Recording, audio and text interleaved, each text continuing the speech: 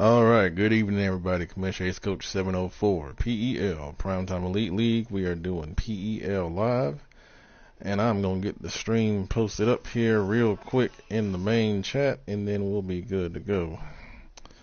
But we've got a lot of exciting things going on in the PEL.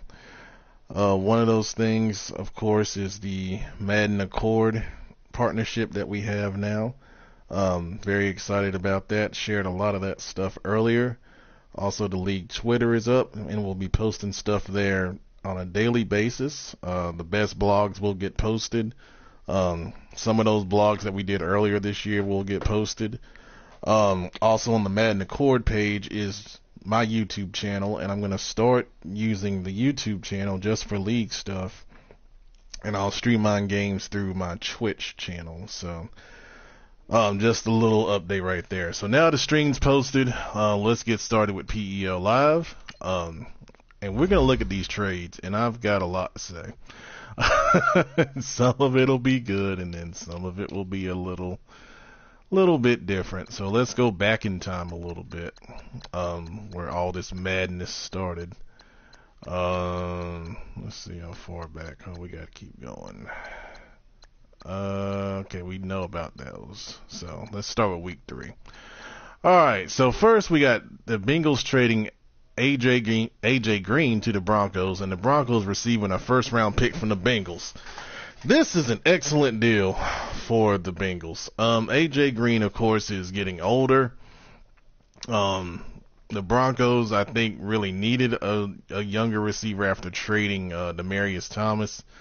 And I don't know if he got him back in a deal or something like that. We'll see here in a second. But I think the Bengals got really good draft value for A.J. Green. I think he could have gone easily for a second or maybe even a third in something else. That's a good deal for the Bengals right there. But A.J. Green is still good for a couple years, and the Broncos obviously wanted him. And I applaud, someone paying the price to get someone you really want. That's a good deal. Okay, here we go. 49ers and Jags, and we already see it on the screen. I have to kind of scroll to get through all this, but the big deal is the Jags trading Leonard Fournette. And I will tell you now, I told Jeff, I said, look, there's not going to be another Leonard Fournette in this game unless I make him as part of one of the draft class storyline players. And I doubt I will make someone like that because, we had Senango Harris and, Blake got him. And I think he's a good representative of what a power back should be. So, anyways, so the Jaguars traded Leonard Fournette. And what they got is wide receiver Dante Pettis, who I assume is some kind of speed guy. And then they gave up their first in this upcoming draft and the 2021 draft. And then the Jags also with Fournette gave up a 4th rounder. And then I guess there was another trade where the 49ers also gave a 2nd and Eric Armstead. We got all this stuff between the Jags and 49ers. My God. So let's just looking at all this together. We got a bunch of picks here and a couple players. Well, obviously, the key to all this was Leonard Fournette. And going to the 49ers, of course, he's going to get the ball a lot, which is great. Jeff couldn't run with him.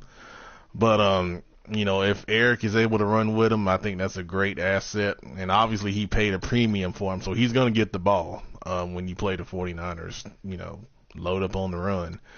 All the picks and everything, of course, getting 2 first, I think is good value for Fournette.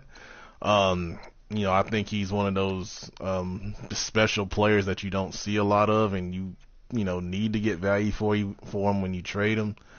The rest of this stuff, Eric Armstead and, Max Garcia and all these other picks, I just looking at it face value, I think it's fair. I don't see anything, crazy, not knowing the intimate details on these guys, but trading Fournette was a big deal. And, y'all know Jeff likes to throw the ball anyway, so, maybe it's not such a big deal, but to me, that was huge. But I know Jeff ain't going anywhere, so I'm not, too apprehensive about it either. Okay. We got Buccaneers trading Kerryon Johnson to the Jags, and Jags giving up a second rounder. That's insane. I think you could have got Kerryon Johnson for a fourth rounder. He was just sitting there in free agency, and I think I had a bid on him, and then the Bucks went and outbid me. And I was really just getting him to be my power back because he was young. But, we got a pretty good guy anyway in free agency for that. But that's insane value for the Bucks. And I know he didn't get a ton of money either, so that's a good job for them. The Eagles trading Randy Gregory to the Bucks, and the Bucks trading a seventh rounder. That's good value. I mean, if the Eagles were going to cut Randy Gregory, it's good that they got something for him because they were probably going to cut him anyway. And then the Bucks getting another pass rusher they wanted, I think is a good deal also. All right, so the Broncos trade D.D. Westbrook back to the Jaguars, I guess, because he was there before. The Jaguars trade a first rounder to the Broncos. So the Broncos get a first back that they gave up for A.J. Green, and giving up Westbrook back to the Jaguars. So, that makes that other trade with A.J. Green more palpable. And then the Jags getting Westbrook for a first. We talked about it in the chat. Jeff needed to get rid of a couple firsts to get in compliance with the trade rule. So I can see the motivation there, but looking at the deal, it's not a great deal to me. I think Westbrook's more, I know he's a speed guy, but I think he's more of a second round type of pick, kind of like I did for Chris Conley last year. So, good deal for the Broncos there for sure. All right, so once again, the Jags. The Jags trade Malcolm Smith to the Eagles, and the Eagles trade a third-round pick to the Jags. Looking at that, I think that's a fair deal on both sides. Malcolm Smith is a, pretty decent linebacker, and giving up a third for him is not terrible. The Buccaneers trade Jameis Winston to the Packers, and the Packers trade a third-rounder to the Bucks. Wow, I tell you.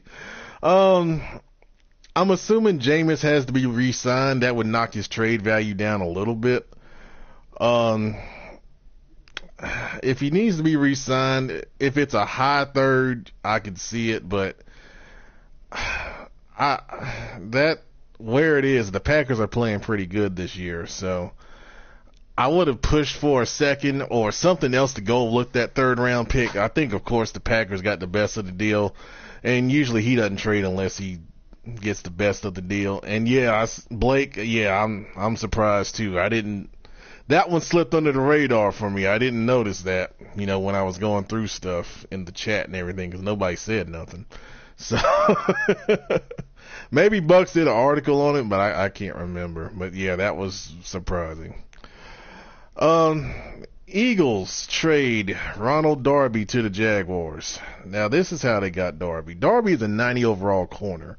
And you guys know how valuable corners are. I traded Artie Burns, who was 83 overall last year, for a first. So they trade Ronald Darby to the Jags. Jags give up DJ Hayden. He's a corner with some speed, but he needs some skill work. And he also gave up a second round pick. So it's a better trade for the Jags, obviously, because you don't need to do anything to Darby. And Hayden, I'm sure he'll play in Philly, but, you don't give up Darby for that. You got to get more than that. I mean, you should have got another player and another pick or something. That's got to be better. Because Darby is a top flight corner, and now the Jags have 3 top flight corners, as we saw. I just played them. More Jags. Eagles trade left tackle Jace Davis to the Jags, and the Jaguars trade defensive tackle Eric Armstead, who they just got from the 49ers. Davis is a rookie left tackle. I'm assuming the Eagles didn't need him. I know they're a pretty good team, but that left tackle is a rookie, is a 76, so it's not a bad player. And you guys know the state of offensive linemen in here. And Eric Armstead, I think, is probably a decent D tackle, but you can get decent D tackles in free agency. I mean, that's, I like that deal for the Jags there.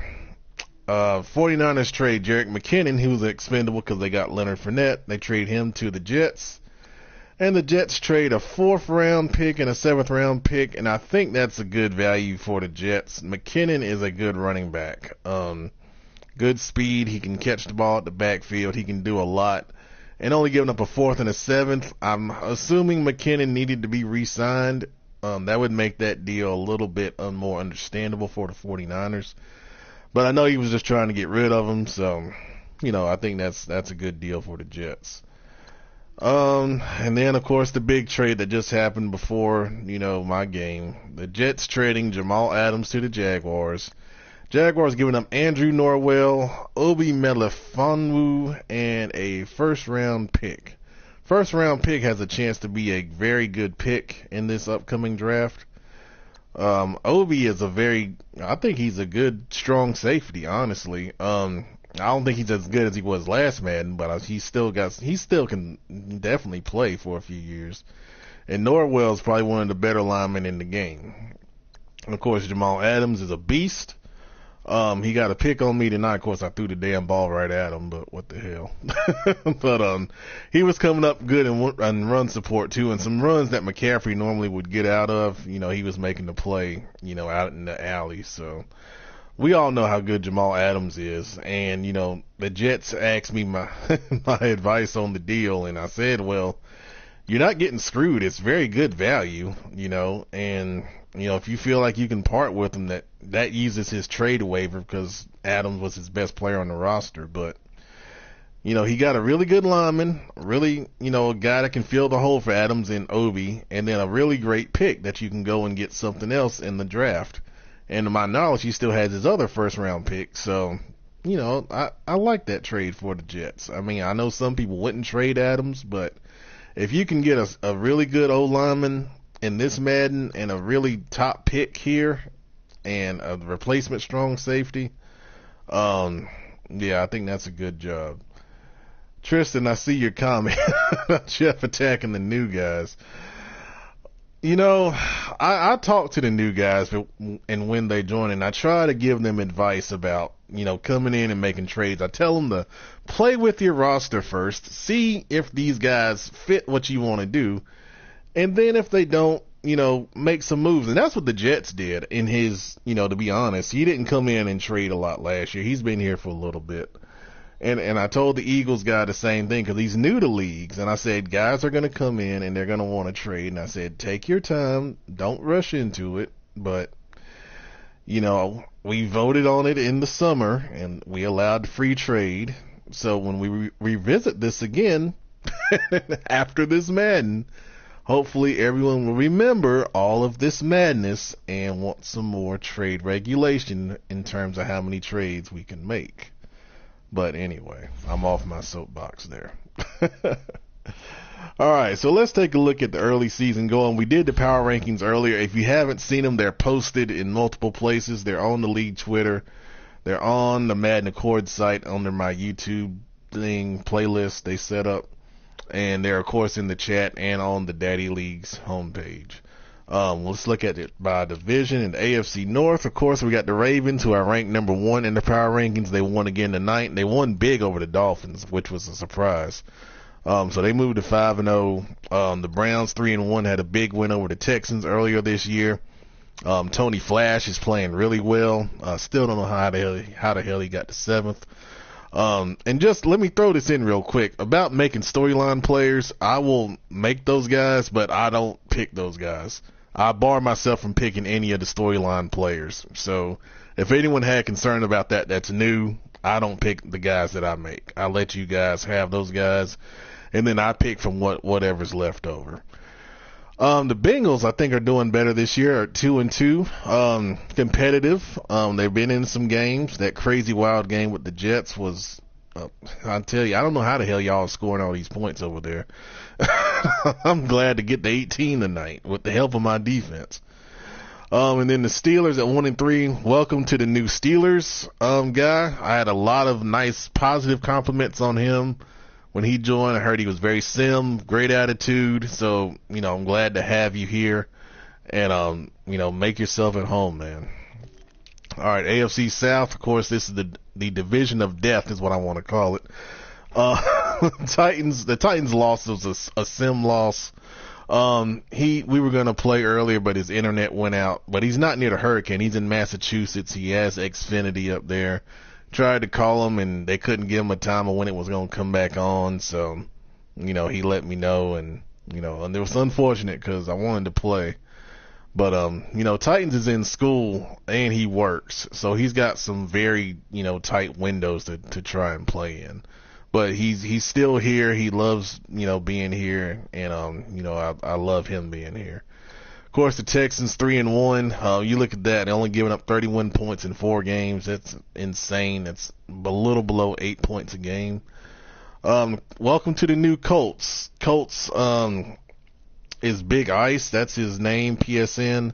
I talked to him for a little while. He's in some other leagues, but I don't think he's been in good leagues. He's been just talking to him. He was telling me that the leagues he's in are dying already, and he wanted to get into something that's going to last. So I'm glad that he was able to join here. And then of course Jeff, Pro Bowl roster. He's got to figure some things out on offense. I think he's going to make a playbook. And that's going to help him out, offensively for sure. All right, AFC East, we got the Dolphins at 3-2. The Bills at 2-2. I think these two are going to fight it out all year long like they did last year.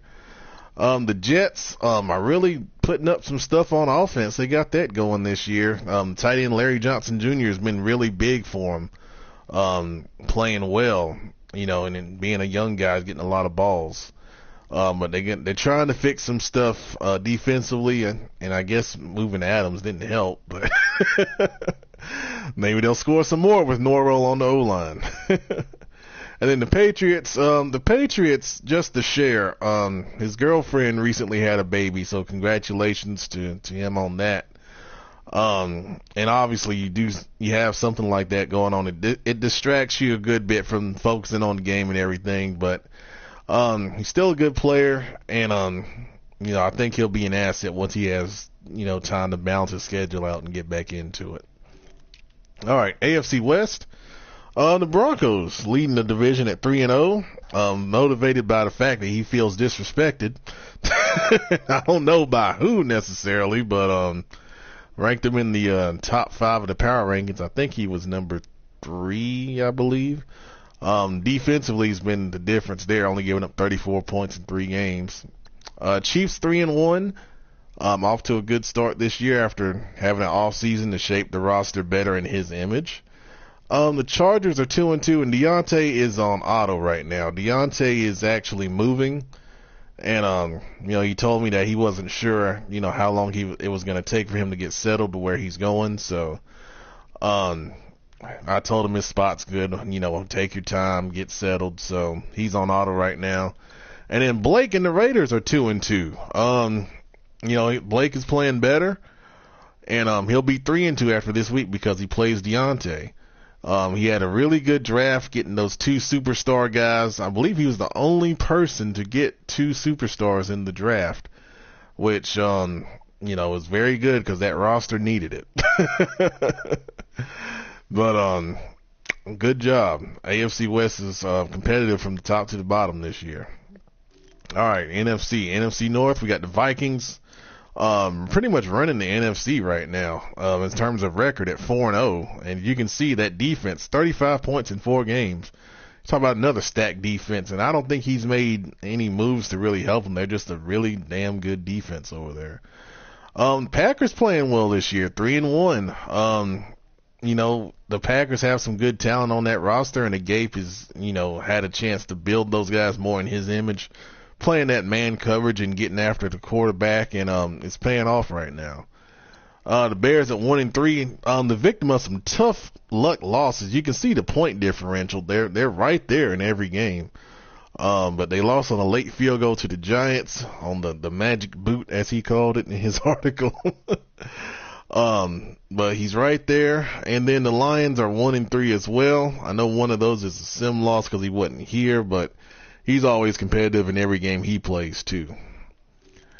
All right, the NFC South, we got myself at 4-1, and really I got two sim wins over the Falcons and then the Titans just because missed scheduled times. So, life is helping me out, I guess, in that respect. But hell, I'm busy as hell too, so I get it. The Saints at 3-1 off to a good start. Those veterans coming in, especially Navarro Bowman. I saw he had 3 interceptions in his last game, so Reggie's off to a good start. And I told y'all, when he has time to play, he is a tough guy to play against. I tell you. Bucks are 1-3. Their one win was against me, and all their points they scored were against me. So they're struggling a little bit, but they're trying to figure some things out. Moving Jameis Winston, they got a new quarterback. I forget the kid's name, but he's going with him. And Cody says, fuck Bowman. I guess that was against him. I wasn't trying to out you, Cody. I knew it was against you. And then the Falcons at 1-3, they got on the board with their first win here recently. And of course, we all know Ben is tough as hell to play against, and he'll end up being a factor in this race again for sure. NFC East, the Giants 3-1 this year. Life is settling down for the Giants, and they're able to get back into it and play more consistently. So, Harold Taylor, the star quarterback, he took second in the draft, playing well, and they're off to a good start. Cowboys 2-2. They're off to a better start this year. And it's good to see that guys are bouncing back, getting into the flow of the game and playing better overall, which is good stuff. And Lee is, knocking it out with doing these highlights, which is awesome. I've got mine on Twitch now, so I got to figure out how to clip those and send him some plays from the game I played against Jeff. Redskins won this division last year. They're 2-2 this year, but playing well, playing some good tight games.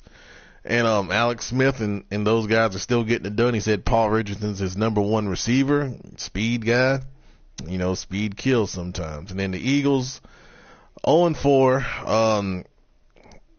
Barrett, he's new to leagues. He talking to him, he found us and he said some real nice things about the league. And the first thing he asked me was, will I get booted if I don't win any games? I told him, no, of course not. As long as you're active and you're having fun, that's the main thing. Some guys leave because they lose, and I'll get to that in a second.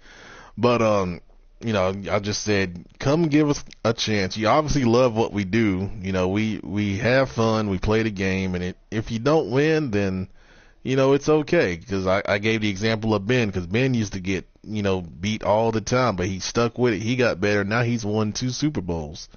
So that's what it's all about, man.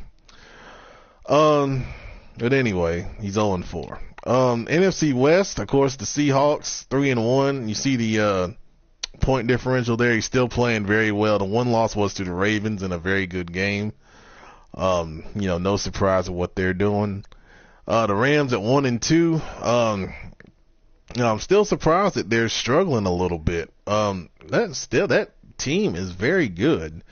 And I'm gonna figure Ramon's gonna get it together at some point and really get it going like he does normally in the last couple Maddens.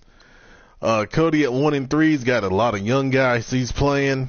Got trying to get the offense together, losing some guys in the off season, losing Fitzgerald to retirement and all that, trying to replace those guys. It's a task. And Cody, you're not going to get booted. You're fine. Don't have to worry about that. And Eric is 0-4, obviously making a trade for Fournette. He started out kind of this way last year, then he got hot, and then he got into the wild card chase, and then it kind of petered out toward the end. So, we'll see if he can turn around again and make another run, toward a wild card spot. All right, so that's the standings review right there. Let's take a look at some stats, some early leaders around the league here, because we hadn't done that in a little while. Player stats. And we're going to go to NFL. All right, so leading the league in passing, there you go, the Jets. Sam Darnold playing very well. Obviously developing him, and they're getting the ball down the field. Leading the league in passing. There's no surprise. Baker Mayfield doing the same thing. Deshaun Watson absolutely killing it. Then Matt Stafford. Luck's getting some yards, but damn, 23 interceptions. God almighty. Whew. Yeah, Jeff, you got to get that playbook going, man. Good gracious. There's some leaders there in terms of quarterbacks. Running the football, of course, Rashad Penny, number one. No surprise there. God almighty. 136 yards per game rushing. McCaffrey, number two right now. Obviously because I played this week, I think that helps that out. But he's been running pretty well. He's starting to turn into something, which is, I usually never have a good running back like that. So it's definitely a surprise. Alex Collins with the Ravens doing a good job. Kareem Hunt with the Chiefs. Jamal Williams with the Bills. Okay, that's a little surprise. Of course, Melvin Gordon, no surprise there with Deontay's abilities, and Le'Veon Bell, of course, averaging 5.8 yards a carry. Can y'all believe the old Steelers wanted to trade him? What in that world? That's insane. Receivers. Of course, there's J.J. Nelson, a PEL legend of his own, leading the league in damn receiving. Aguilar, who does a good job in Philly. Juju with the Steelers. Antonio Brown with the Steelers. I think some of those are sim stats. Oh, I didn't mean to do that. Let me get it back. There we go. Arisa Saturn, the young rookie tight end with the Cowboys, doing a good job. Jakeem Grant, we talked about him before with the Dolphins, doing a great job. Julio Jones, Marvin Jones, the Jones brothers. They're not really brothers. And Stephon Diggs, and I can tell you right now, most of that is sim stats. I have not been throwing to him. People have been trying to double him and stack their best corners, and, I'm just not forcing it to him. So that's why he is where he is. And then let's take a look at some defense stats real quick. Luke Kuechly with tackles. He must have got a lot in the sim game, because he's not having the season he did last year. He's only got 2 interceptions, and I'm sure that will make the Bucs happy, because he's really concerned about how many interceptions my linebackers have. Of course, Shaquem Griffin is a damn beast, running all over the field. Tristan, I'm going to go back and look at Flash, because sometimes they miss some stats there. I'm going to go back and check that out. Let's take a look at who's leading in sacks. Ngakwe with the Jags, 9.5 sacks, and he didn't even get close to Cam in the last game. That was surprising. Chris Jones with the Chiefs, Khalil Mack, of course, Joey Bosa, Brandon Graham, among league leaders there. And then interception-wise, Sean Lee with 6 interceptions already. Ooh, you better watch that. When you get to 10, what happens? 10's the warning, and then the suspensions start at 11, so keep that in mind with the linebacker interception rule. Curtis, wow, 5 interceptions already. Nice job, Cody. That's good. And then Reed, no surprise there with the Chiefs, and then on down the line, Ogletree and Harrison Smith. All right, so let's take a look at these stats for Flash here. And I want to see. Let's sort it by yardage. Oh, there he is. He's second in yardage. Okay. Well, there you go. That's no surprise. I guess I should have sorted by yardage the first time. John Ross, of course, making big plays. Will Fuller. And there's Paul Richardson, the Redskins we're talking about earlier. Robbie Anderson, a good deep threat guy. Coleman's another one. There's DJ Chark with the Jags as well. And look at that, tight end Larry Johnson Jr. getting it done. So next time, remind me to sort that by yards first. I'm sorry. All right. Real quick, I'm going to put it on the news tab, and I want to talk about a little something real quick. So the guys that left the league, I'm going to go through this. This will be the last thing I talk about. So if you're done watching, that's cool. But real quick before I go into that, Storyline Sundays, I will release all the draft stories for the new Storyline players. It'll probably be around 10 to 12 guys again this year. I'm actually going to look at the draft class and kind of see what's strong and what's weak, and then kind of, tilt it, based on that. But anyways, the real quick about the guys that left recently, Steelers, I posted it in the chat. He said he wasn't having fun anymore because he kept losing. And, I was telling Jeff the other day, because he reached out to Jeff also. I said, Jeff, if guys are not having fun, let them go, because you can try to talk them back into it, but if they're not enjoying it, they're going to leave anyway. So my thing is, I always want everyone to have fun, to have a great experience. If you're not having fun or a great experience, then by all means, don't stay out of obligation, because this is a Madden league. It's a game. That's what we do it for, to enjoy it. And that's why I do this, to let you guys enjoy it. And I have fun, myself too, most of the time. The Colts, oh my gosh. So I shared it in our commish chat, but the Colts had a complaint against the Chiefs when they played. And he was talking about something where the Chiefs were running drag routes and all this, and I told him, well, I need timestamps. So I told him, I need the timestamps. He gave me the times, or roughly the times, but it was on Sunday. It was at 1 o'clock, and I'm watching the Panthers game. So I said, I can't look into this right now. Give me a little bit of time after the game. I'll look into it. And he was like, well, if it's all right, I'll leave if it's allowed. And I look at it and I'm like, well, if you're going to leave, then I'll just, you can just go. And I removed him from everything. And he said that I was a bitch for doing it. So I'm just kind of like, what is your deal, dude? Anyway, he showed me he was on house arrest with his ankle bracelet.